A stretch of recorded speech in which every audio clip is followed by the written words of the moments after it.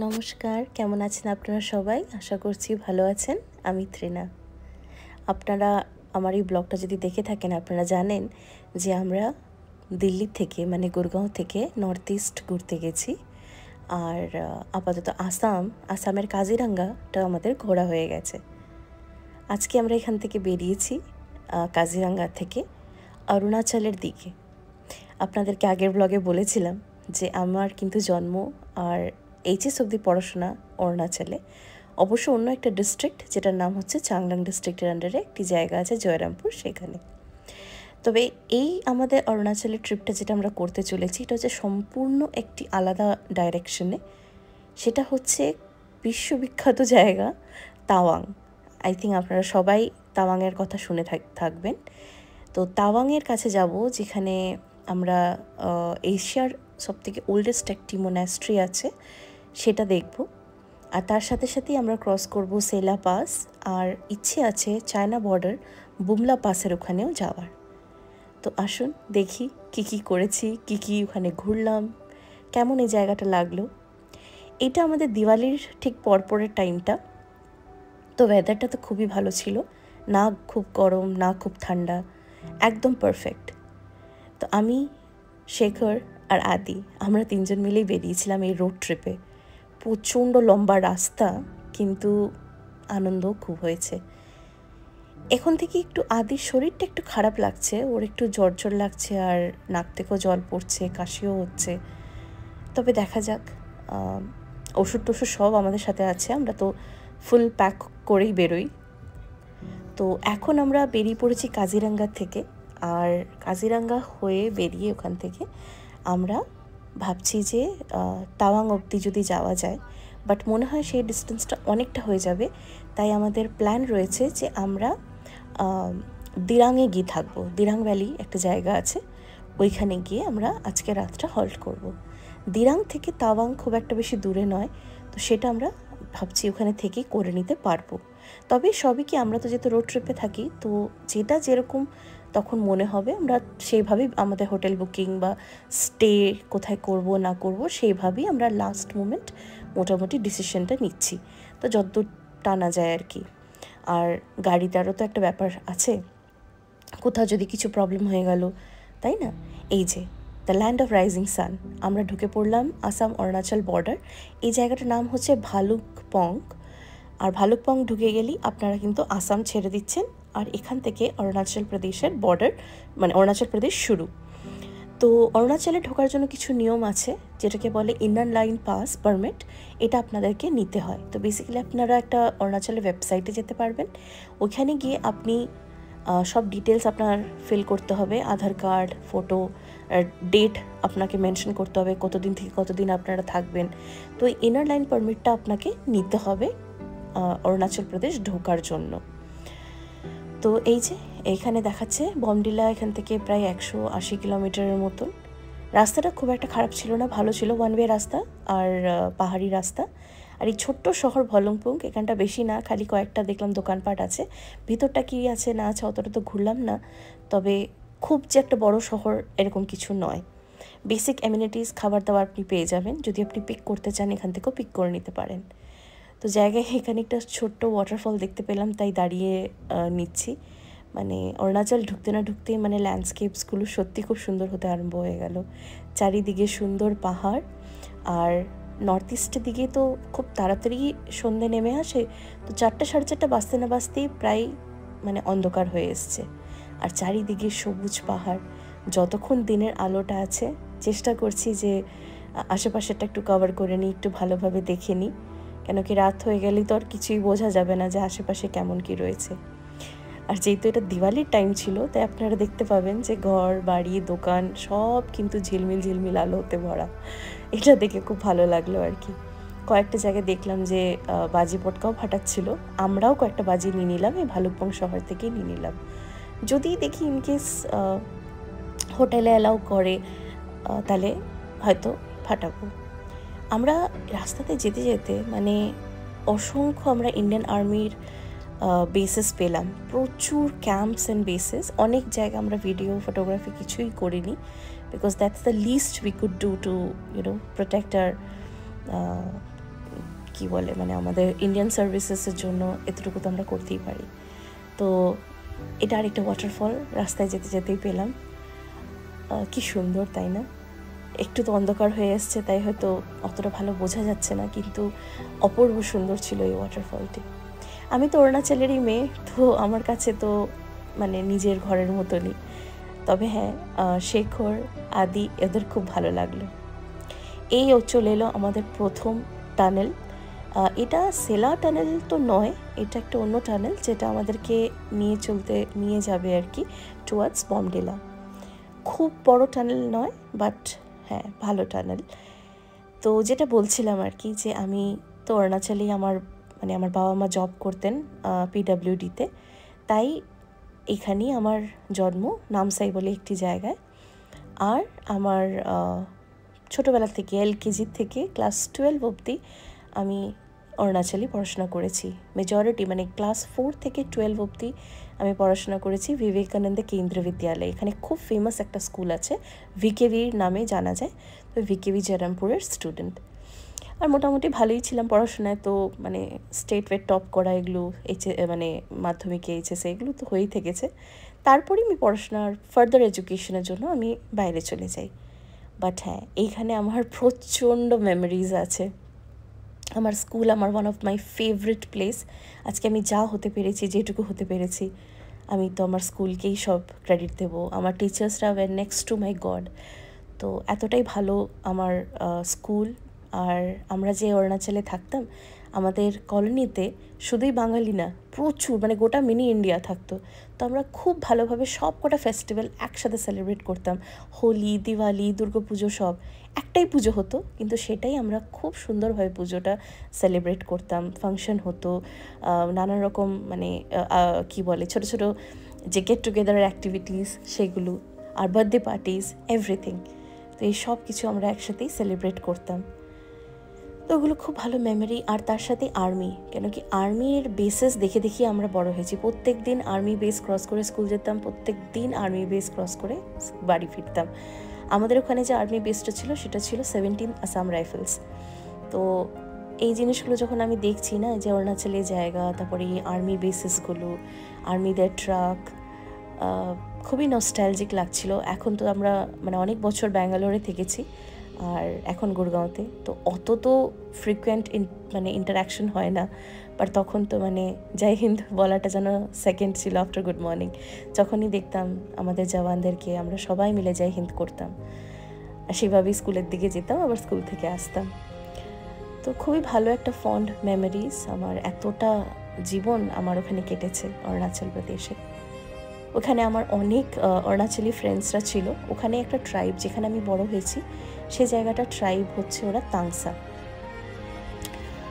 আচ্ছা, কথা বলতে বলতে দেখুন চলে এসেছি বমডিলা। এটা বমডিলার গেট, আর এখান থেকে ঢুকে পড়লেই এই সুন্দর পাহাড়ি শহর বমডিলা শুরু হয়ে গেল। তো এখানে বমডিলা, তাওয়াং এই এরিয়াতে মম্পা ট্রাইবটা বেশি। আর আমি যেখানে বড় হয়েছিলাম ওখানে যে ট্রাইবটা ছিল সেটা ছিল তাংসা। তো ওদের জামা কাপড়ের পরার ধরন এগুলো সবই একটু অন্যরকম, মানে গালে টালে পরবে, তারপরে তানতেন এগুলো নেবে, তারপর কয়েন্সের যে জুয়েলারি সেগুলো পরবে, বাট উইভিংয়ের কালার প্যাটার্ন এগুলো একটু অন্যরকম হয়, আর ল্যাঙ্গুয়েজটাও ডেফিনেটলি অন্যরকম হয়। তো এই যে আমরা চলে এলাম বমডিলা পেরিয়ে দিরাং। আমরা ভাবলাম অনেকটা রাতও হয়ে গেছে, আর পাহাড়ি রাস্তা এতটা যাওয়া ঠিক হবে না, তো আমরা দিরাংয়ে আজকে স্টে করব। আসার পথেই আমরা হোটেলটা বুক করে নিয়েছিলাম, কেন কি এখানে যে প্রচণ্ড হোটেলস পাবেন বা প্রচুর হোমস্টেজ পাবেন এমন নয়, তো লিমিটেড আছে।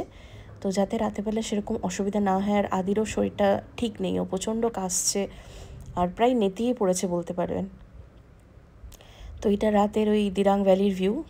এই যেটা হচ্ছে আমাদের হোটেল, যেটা অনেকটা উঁচুতে ছিল, তো ওখান থেকে দিরাং ভ্যালিটা দেখা যাচ্ছে। আর এটা এখন তো আমি আপনাদেরকে আওয়াজটা শোনাতে পারবো না, কিন্তু যে নদীটা নিচ থেকে বয়ে যাচ্ছে সেটার শব্দ ওই উপর অবধি আসছিল। তো আমরা বললাম বাবারে কি ফোর্স হবে নদীটার। আর ক্লিয়ার স্কাই দেখা যাচ্ছে। তো আদি একটু কষ্ট করেই উঠছে, ওর একটু শরীরটা খারাপ লাগছে, একটু জ্বর লাগছে। তো বেশ কয়েকটা সিঁড়ি চেপে আমরা উঠে পড়লাম আমাদের এই হোটেলে।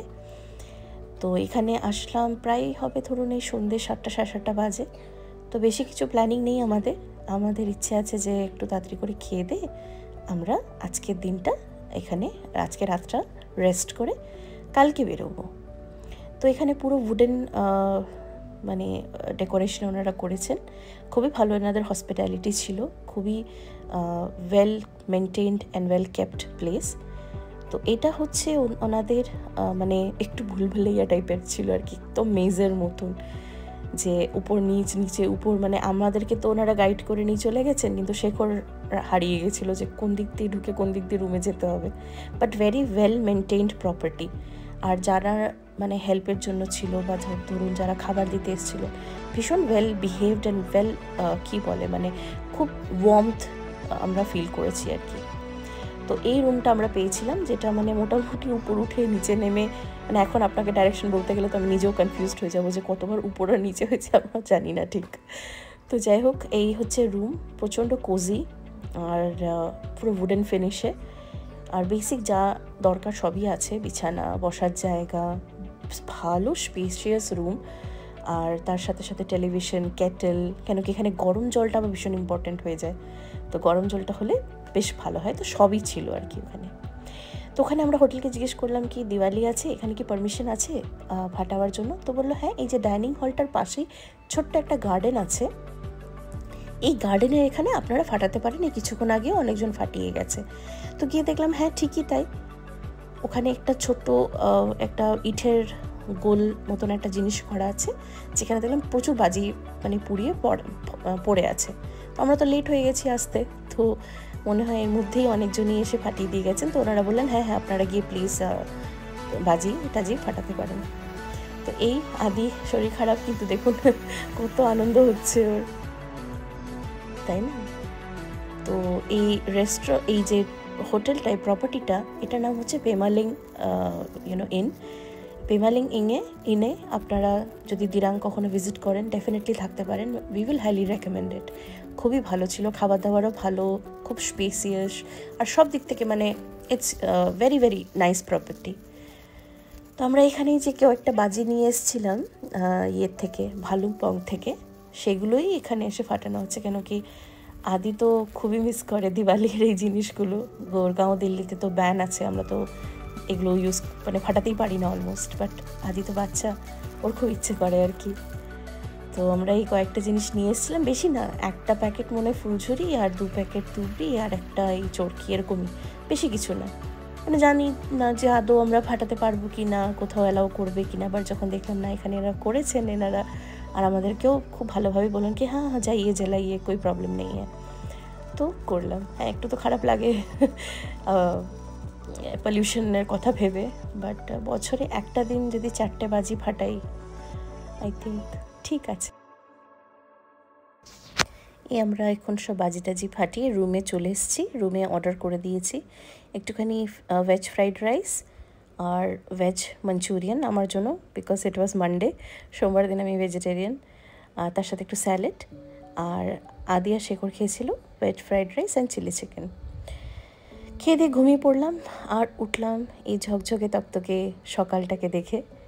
এটা হচ্ছে আমাদের রুমের বাইরেই যে ব্যালকনিটা, এটা অ্যাটাচড ব্যালকনি, এখান থেকে ভিউটা কি সুন্দর দেখুন, আকাশটা একদম নীল। এটা তো মানে দেখা প্রচণ্ড ডিফিকাল্ট, গুরগাঁওতে সবসময় হেজি একটা আকাশ দেখতে পাই। চারিদিকে খুব সুন্দর একটি মিষ্টি হাওয়া দিচ্ছে, আর সবুজ, আর ওই যে রাতের বেলা আলোগুলো দেখা যাচ্ছিল এই দিরাং ভ্যালির, এই ছোটো ছোটো কিছু ঘর আছে নিচে ভ্যালির দিকে, ওখানে।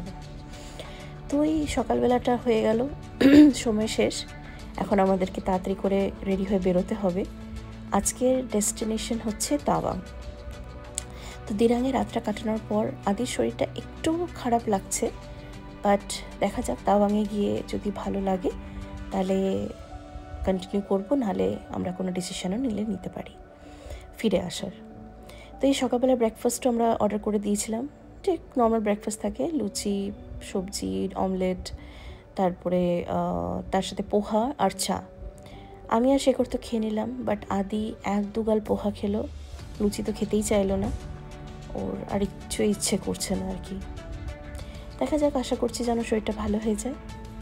খাওয়া দাওয়া হয়ে গেছে, আর এটা হচ্ছে সকালবেলার দিকটা। মনে পড়ে কালকে রাতে এখানেই আমরা বাজি ফাটিয়েছিলাম। তো সকালবেলাটা মানে দিনের বেলা যে জায়গাটা দেখতে কেমন লাগে এটা আমাদের খুব দেখার ইচ্ছে ছিল, তাই একবার চলে এসেছি। খুব সুন্দর গার্ডেনটা বানিয়ে রেখেছে। আর এটা হচ্ছে ওনাদের ডাইনিং হল। আমরা অবশ্য আগে যেহেতু শরীরটা ঠিক নেই, আমরা রুমেই সব অর্ডার করে নিয়েছিলাম, ডাইনিং হলে আর খাইনি। তো বেরিয়ে পড়েছি আমরা আমাদের ডেস্টিনেশনের জন্য, যেটা হচ্ছে তাওয়াং। আর এটা হচ্ছে দিনের বেলায় আমরা যে পেমালিং এনেছিলাম এই মানে হোটেলটা রাস্তা থেকে একদমই কাছে, অন দ্য ওয়ে। খুব একটা যে ভিতরে আপনাকে ঢুকে ডিটোর করতে হবে এমন কিছু নয়। তো গাড়িতে সব কিছু লোড হয়ে গেল, আর লোড হওয়াতেই ভাবছি কি হ্যাঁ এবার সোজা তাওয়াং বেরিয়ে যাব। তাওয়াং থেকে দেখি যদি আমরা কিছু করতে পারি, কেন কি বুমলা পাস যাওয়ার জন্য আমাদেরকে কিন্তু পাস নিতে হয়। তো সেটার জন্য মানে কিছু প্রসিজিওর আছে, যেটা আমাদেরকে বুঝিয়ে দিলেন যে একটা ডিটেল পাঠাতে হবে। তো এই হোটেলেরই একজন চেনার লোক ছিলেন, উনি আমাদের কাছ থেকে আধার কার্ড, তারপরে ফটোগ্রাফ, এসব সব কিছু, তারপর ইনল্যান্ড লাইন পারমিট, এগুলো সব চেয়ে পাঠিয়েছিলেন। তো he will process the document, আর যাওয়ার একদিন আগে আপনাকে এটা করতে হবে। তো সেগুলো আমরা সব করে নিলাম। এখন দেখি আর কি কি জিনিসের প্রয়োজন পড়ে, সেটা উনি আমাদেরকে জানাবেন, আর কি কি দরকার পড়তে পারে। তো আশা করছি যদি বুমলা পাসটা দেখতে পেয়ে যায়, কেন কি এটা চায়না বর্ডার কনফ্লিক্টেড জোন, তো যদি পেয়ে যায় দেখতে তো ভালো, নাহলে পরে শুধু তাওয়াংটাই ঘুরে আমরা ফেরত আসবো। ওভারঅল এখানকার স্টে থাকা সবই ভালো ছিল, তবে দিরাং থেকে বেরোতে আমরা কিন্তু কিছুটা প্যাচ খুবই খারাপ রাস্তা পেয়েছি। মানে এখানে মনে হয় ল্যান্ডস্লাইড হয়েছিল, যার জন্য পুরো রাস্তাটাই ভাঙা, আর তার সাথে সাথে মানে পাথর টাথর এদিক ওদিকে, মানে খুবই কি বলে যেটা অফরোডিং এক্সপিরিয়েন্স, একদম ভয়ানক অফরোডিং এক্সপিরিয়েন্স হলো। তারপরে ওই এরিয়াটা, খারাপ এরিয়াটা যখন আমরা পেরিয়ে এলাম তাওয়াংয়ের দিকে, যেটা এখন এই পয়েন্টটার থেকে আর 134 কিলোমিটার্স, মোটামুটি রাস্তাটা ঠিকঠাক। আবার সেই ওয়ান ওয়ে পাহাড়ি রাস্তা, আর ভালোই পেলাম, সেরকম কিছু খারাপ প্যাচেস পাইনি। দিরাংয়ের ওখানটাই একটুখানি যা একটু ভাঙা ভাঙা যা পেয়েছিলাম। তবে গোটা রাস্তায় প্রচুর আর্মি ক্যাম্পস অ্যান্ড আর্মিদেরকে দেখলাম, আর বিআরওই রাস্তাটা বানিয়ে রেখেছে, and they did a great job. মানে সত্যি স্যালিউট। আজকে ওনারা আছেন বলেই তো আমরা এইভাবে শান্তিতে ঘুরতে পারছি, থাকতে পারছি। A big salute two Indian army, a big salute to all those যারা আমাদেরকে এতটা সেফ অ্যান্ড সিকিউর আমাদের দেশে রাখছে। আজকে ওনাদের স্যাক্রিফাইসের জন্যই কিন্তু আমরা ভালো আছি। শুধু ওনারাই না, ওনাদের ফ্যামিলিকেও অসংখ্য অসংখ্য ধন্যবাদ। আপনারা স্যাক্রিফাইস করেছেন বলেই কিন্তু আজকে আমরা সুখে শান্তিতে ঘুরতে পারছি, থাকতে পারছি, নিজেদের মতন করে আমরা সেফলি নিজেদের কান্ট্রিতে থাকতে পারছি। তো আমার মনে হয় সবারই এক মুহূর্ত দাঁড়িয়ে এইটুকু অ্যাপ্রিসিয়েশন তো করাই দরকার। তো এই আমরা পেরিয়ে গেলাম, এখন অনেক কটা জায়গায় পেরিয়ে এসেছি, তবে এখন উঠে যাব আমরা তাওয়াংয়ের দিকে। তাওয়াংয়ের দিকে উঠতে উঠতেই আমরা জায়গা ল্যান্ডস্কেপগুলো খুবই সুন্দর লাগছে। লাদাখ গেছিলাম আমরা 1-2 বছর আগে, সেরকম ফিলিংটা আসছে। আপনারা চ্যানেলের সাথে জড়িয়ে থাকুন। আমি আগেও যে ট্রিপসগুলো করেছি লাদাখের, গুজরাতের, যেগুলো ভীষণই মানে আমাদের কাছে তো ভীষণই once in a lifetime একটা ঘোরার অভিজ্ঞতা, সেগুলো ডেফিনেটলি শেয়ার করব। আর তার সাথে সাথে আমরা কিছু বিদেশে যে জায়গাগুলো ঘুরেছি এখন অবধি, আমি শেখর, আমরা সবাই মিলে আর কি অনেক কটা কান্ট্রিজই ঘুরে ফেলেছি অলমোস্ট। ধরুন France, Italy, Switzerland, Germany, England, এগুলো সব জায়গায় মোটামুটি ঘুরেছি। তার সাথে সাথে সাউথ ইস্ট এশিয়ারও অনেক কটা জায়গা হয়ে গেছে, মিডল ইস্ট, সেগুলো আপনাদের সাথে শেয়ার করব। সঙ্গে থাকবেন আর সাপোর্টটা অবশ্যই করবেন। এই তো ওয়েলকাম টু তাওয়াং, যেটা প্রচণ্ড আমাদের ইচ্ছে ছিল অরুণাচলে দেখার। ফাইনালি গেটের সামনে এসে খুবই ভালো লাগছে, তবে আদির শরীরটা বেশ খারাপ করে গেছে, খুব ঘঙর ঘঙর করে কাশছে, নাক থেকে জল পড়ছে, আর গাটাও দেখলাম একটু বেশ গরম গরম। তো গাড়িটাকে দাঁড় করালাম, দিয়ে ভাবলাম কি যাই একটু ফটো তুলি। এটা যদি এখন লাদাখ হতো না, হাঁপাতে থাকতাম কিন্তু, বাট এখানে এসে আমরা হাঁটলাম, চললাম, অনেক কিছুই করলাম, কোনো অসুবিধা হয়নি। তো এইখানটাকে সেলাপাস বলা হয়, যেটা 13,700 ফিট। এই সেলাপাসের এখানে একটি ছোট্ট সেলা লেকও আছে, যেটাতে চাইলে আপনারা নিচে যদি যেতে চান যেতে পারেন। বাট আমার মনে হয় নিচে গিয়ে খুব যে একটা ভালো লাভ হবে বলে তো মনে হয় না, একই হাই অ্যালটিটিউড। উপর থেকে কিন্তু যথেষ্ট ভালো একটা ভিউ পাওয়া যাচ্ছে। আর যদি আমার পার্সোনাল ওপিনিয়ন, যদি লেক দেখতে হয় আমার তো মনে হয় উপর থেকে দেখা ভালো। নিচ থেকে তো আপনার মানে ভিশনটা, মানে যে হরাইজনটা আপনি দেখবেন সেটা তো ছোট হয়ে যাবে। তো লেকের সাইজ, কালার, সেটাকে উপভোগ করতে গেলে আমার মনে হয় কোনো টপ থেকে দেখলেই বেশি ভালো হয়। তো নিচে যাওয়াটা আপনারা অ্যাভয়েডও করতে পারেন। ফালতু আমি দেখলাম অনেকজন হাঁপাচ্ছিল, থকে গেছিলো, শরীরটাও খারাপ লাগছিল ওনাদের। তো উপর থেকে কিন্তু খুব একটা খারাপ ভিউ কিছু না, খুবই ভালো ভিউ। তো এখানে দাঁড়িয়ে আমরা কিছুক্ষণ ফটো তুলে নিলাম। আর আদির একটু শরীরটা তো খারাপ লাগছে, তাই আমি ভাবলাম যেহেতু হাই অ্যালটিটিউড বেশিক্ষণ এখানে দাঁড়িয়ে লাভ নেই, এখান থেকে তাহলে যাবো। এখানে একটু ইনফরমেশন দেওয়া ছিল অ্যাবাউট দ্য সেলা পাস। এটা একটা জিও হেরিটেজ সাইট। এই দেখুন সেলা পাসে কি দেখতে পেলাম, চিনতে পারছেন কি বলুন তো এটা কি? ঠিক ধরেছেন, ইয়াক অথবা চামড়ি গাই। এখানে প্রচুর পরিমাণে ইয়াক পাওয়া যায়। ইয়াকের দুধ দিয়ে বানানো জিনিস, ইয়াকের যে উল হয় সেটা দিয়ে শলস বা যে কোনো উইন্টার আইটেম খুব সুন্দরভাবে ওনারা তৈরি করেন। তো এখানে ইয়াক দেখতে পেয়ে আদিকে দেখিয়ে খুবই ভালো লাগলো। আর ইয়াক দেখে ওর একটু জ্বরের মধ্যেও বাও একটু ক্ল্যাপ করে উঠলো। জাস্ট প্রে করছি যেন জলদি জলদি ঠিক হয়ে যায়। এই দেখুন আমরা গাড়ি করে যাচ্ছি আর ইয়াকটা আমাদের সঙ্গে সঙ্গে সঙ্গে সঙ্গে হেঁটে হেঁটে আসছে। কি দারুণ তাই না? আবার আমার দিকে তাকাচ্ছে। আমি তো ভাবলাম হয়তো ভাবছে কি দেখছে, কোনোদিনও গরু দেখেনি। এই যে আমরা ওখান থেকে সেলাপাস থেকে বেরিয়ে এই দাদাদের সাথে আমাদের দেখা হলো। ওনাদের বাইকের নাম্বার প্লেটে WB লেখা ছিল। সেটা দেখে আমাদের খুব এক্সাইটেড লাগলো কি আরে বাঙালি হবে নাকি, ওয়েস্ট বেঙ্গল থেকে। তো চলো দাঁড়াই একটু কথা বলি। আর দাদারা ভীষণ ভালো ছিলেন, খুব ভালোভাবে আমাদের সাথে কথা বলি। ইভেন আজ অবধি আমরা কন্ট্যাক্টে আছি, আমরা এক দুসরের জার্নি সব কিছুই শেয়ার করছি, যে কোথায় পৌঁছলাম, কি দেখলাম। ওনারাও খুব এক্সাইটেড হলেন কি আমরা এতটা রোড ট্রিপ করি আর কি, মানে অলমোস্ট প্যান ইন্ডিয়া আমরা গাড়িতে করে ঘুরি। ওনারাও বললেন যে ওনারাও প্রচণ্ড এরকম বাইক ট্রিপে বেরোন। তো ওই দাদারা ভীষণ ফ্রেন্ডলি ছিলেন। আমরা কিছুক্ষণ ওখানে দাঁড়ালাম, দাদার সাথে একটু কথা বলে নিলাম। তো এই হচ্ছে ওনাদের বাইকস, আর আমরা রয়েছি। খুব ভালো লাগলো ওনাদের সাথে দেখা হয়ে, মানে অরুণাচলে এসে বাঙালিদের সাথে দেখা হবে, কত ভালো লাগে তাই না?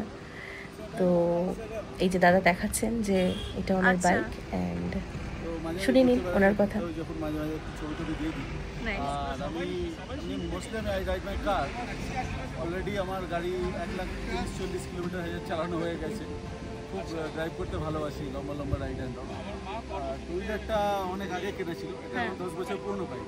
তো তারপরে মাঝখানে অবধি চালানো হয়নি। তারপর আমাদের এই টিম অফ রাইডার্স উইথ কল্লোলদা। আচ্ছা, hello, this is Kallol Bhattacharya. Avid rider, he rides Himalayan, is much similar to me in age, but ওনার এক্সপিরিয়েন্স অল ইন্ডিয়া কোনো জায়গায় নেই যে অল ইন্ডিয়া কোস্টাল রাইড থেকে শুরু করে লাদাখ থেকে শুরু করে has been to every place.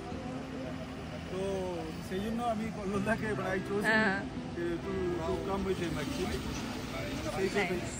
আপাতত আমরা অ্যারাউন্ড 1200 কিলোমিটার চালিয়ে নিয়েছি 3 দিন 4 দিনে। টোটাল আমাদের হয় 1500 কিলোমিটার। আমরা যাবো জিমিনথাং টার্গেট আছে। আচ্ছা, up down will cover 3000 kilometre by bike. আমার my name is BT and this is my Instagram handle, BW Dance Adventures। একদম, থ্যাংক ইউ। Thank you. তো এই দাদাদের সাথে দেখা করার পর আমরা বিদায় নিলাম। আশা করছি আবার ওনাদের সাথে আগামী কোনো একটা ট্রিপে তো ডেফিনেটলি দেখা হবে। তবে দাদাদেরকেও আমি ইনভাইট করলাম, যখনই আপনারা দিল্লি গুড়গাঁও আসবেন অবশ্যই কন্ট্যাক্ট করবেন, আর একসাথে একটা ট্রিপ প্ল্যান করা যাবে। তো খুব ভালো লাগলো। এটাই তো কথা, আমি শেখরের সাথে বলছিলাম, কথা বললেই কিন্তু কথা হবে, পরিচয় হবে, মানুষকে চেনা হবে। রোড ট্রিপে তো এটাই দরকার। আর সত্যি কথা বলতে না, আমাদেরকে অনেকজন বলে যে তোরা কত টাকা নষ্ট করিস রে এদিক ওদিক ঘুরে। তখন আমার মনে হয় হয়তো নষ্ট করছি না, মেমোরিজ কালেক্ট করছি। কাল বাদ পরশু হয়তো আমার বা শেখরের দুজনেরই মেন্টালিটি এরকম কি, যদি দেখি ব্যাংকের লকার খুলে অনেক টাকা কিন্তু কোনো ঘোরা নেই, কোনো এক্সপিরিয়েন্স নেই, মনটা হয়তো অতটুকু খুশি হবে না। কিন্তু যদি দেখি হ্যাঁ ব্যাঙ্গালোরে মোটামুটি টাকা আছে, অতটা বেশি টাকা নেই, তবে এক্সপিরিয়েন্স আমরা প্রচুর কামিয়েছি। ফ্রিজ ম্যাগনেটে ভরে গেছে জায়গার সুভিনিয়ার্সে। আই থিঙ্ক ওইটা আমাদেরকে বেশি খুশি দেবে। সেই আশাই আমরা বেরোই, সেই আশাই আমরা ঘুরি, এটুকুই আমাদের দরকার। তো অরুণাচল তো আপাতত আমাদেরকে খুবই ভালো একটা এক্সপিরিয়েন্স আমরা পাচ্ছি। তবে হ্যাঁ, মনটা খালি খারাপ ছেলেটা শরীরটাকে নিয়ে। ও পুরোপুরি নেতিয়ে পড়েছে, একদমই কিছু খাওয়া দাওয়া খাচ্ছে না, খালি পিছন দিকটা সিটটাতে গিয়ে শুয়ে আছে। তো তাওয়াং এসছি এত দূর, শেখর বলছে দেখো মোনাস্ট্রিটা তো আমরা ঘুরে নেব, কিন্তু বুমলা পাসটা না গেলে না খুব লস হয়ে যাবে, আবার কবে তাওয়াং আসবো তো জানি না। তবে ছেলেটা শরীরটাকে নিয়ে খুব টেনশন লাগছে।